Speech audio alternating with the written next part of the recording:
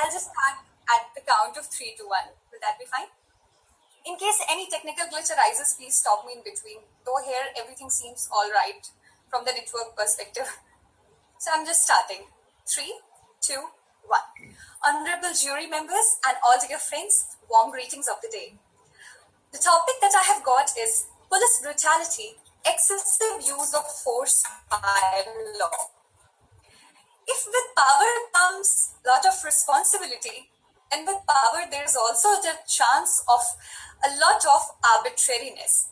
What is required is a proper balance between that. Long years ago, in the streets of America, people had come out singing, they don't really care about us. They don't really care about us. Should that be the notion of the people who are given the responsibility of taking care of ours? Perhaps, or certainly not. So to begin with, I feel that of all the different institutions that function in a country, police is also one of the most important and crucial institutions for the reason that army protects us at the borders, but the people who are there standing always on their toes are the policemen, be it the festivals or be it any other functions that we are having in our city, in the place nearby. Someone who's constantly taking care of the law and order within the country is the police. However, this is the police brutality is something that can be observed ubiquitously all across the globe, and it is something which is not limited to India. Be it the recent case of Floyd in America, which once again brought people to the streets demanding for their rights as black people, or be what we witnessed in our country in Kanpur, or even in the case of Hyderabad, that rape case where police encountered was somewhere testimony to police brutality, which was taking laws in your hand beyond the certain limit. Or recently, a few months ago, there was a son and father who had to face the police brutality almost the same time when similar things were happening in America. What I wish to convey over here is, be it any country on this planet, we all are humans and we need to get into the causes that lead to these type of brutality. So I would like to go for an analysis from the different perspectives. Let's take up the social perspective.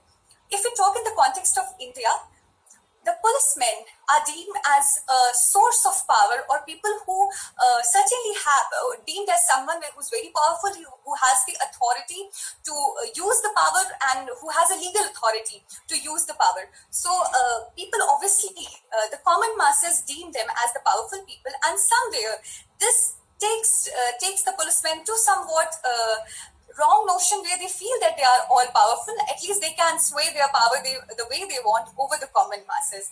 Then let's take the economic aspect of it. Despite of the efforts that the policemen put up in maintaining the law and order day and night, this is a big issue in our country, that they are not paid accordingly. They are not duly paid, and this somewhere gets reflected in the way they are functioning in their professional life. Then taking this psychological aspect, we know how our police stations are overburdened.